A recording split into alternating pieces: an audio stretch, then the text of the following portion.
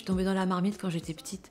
Je suis née dans une famille protestante, mais protestantisme un peu spécial, un peu marginal, puisque toute ma famille maternelle est salutiste, donc issue de l'armée du salut. Dans mon adolescence, c'était un peu après 68, dire qu'on était à l'armée du salut, c'était tellement ridicule que tout le monde se moquait de moi.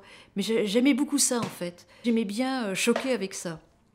Et oui, ça peut paraître étonnant, un certain goût de la provocation, alors que maintenant, l'armée du salut, tout le monde aime l'armée du salut. Et puis, il y avait cette notion qui m'est restée, qu'il fallait s'engager. C'est-à-dire que croire, c'est avant tout s'engager, c'est se mouiller, c'est prendre des risques à tout niveau. Et ça, c'est essentiel, je pense. Je me nourris beaucoup du texte biblique, et c'est vrai que je vais essayer de chercher la réponse à la question du mal. Et c'est vrai que c'est très difficile, parce que comment faire tenir ensemble un Dieu plein d'amour et un Dieu tout-puissant? Comment un Dieu qui est à la fois tout-puissant et plein d'amour, il peut faire qu'il y ait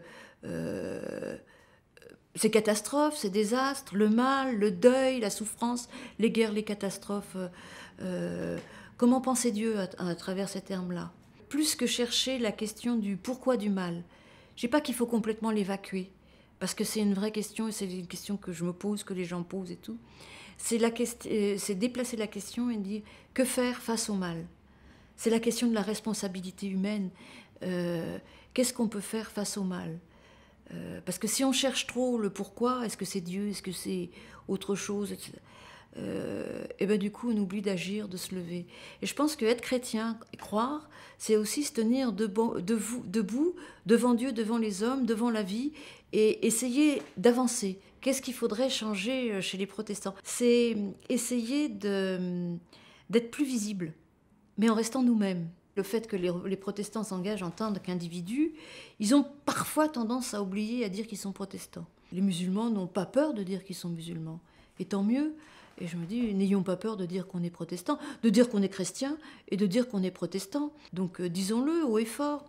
Toujours pas dans une visée prosélyte, mais au contraire dans une visée d'ouverture. Un des principes du protestantisme, c'est se réformer sans cesse. Ça ne veut pas dire se noyer dans la société. Mais je pense que le protestantisme a une capacité d'adaptation à la société. Les femmes ont une place dans la société maintenant, donc il n'y a pas de raison qu'il n'y ait pas de femmes pasteurs. Et c'est même une chance pour l'Église, les églises protestantes, que les femmes soient pasteurs, parce qu'on ne vit pas notre ministère de la même manière que les hommes. Donc cette complémentarité, elle est indispensable. Et moi j'ai la chance en plus, je suis dans une paroisse, on est 2 pasteurs, une femme, un homme, donc c'est très bien. Moi je ne suis pas une très grande priante, je prie, mais je me nourris beaucoup plus à travers l'étude et la méditation des textes que dans la méditation tout court ou dans la prière.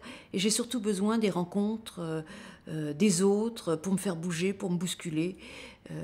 Et c'est très très important, essentiel même pour moi. Puis ça tombe bien parce que quand on est pasteur, on fait que ça finalement.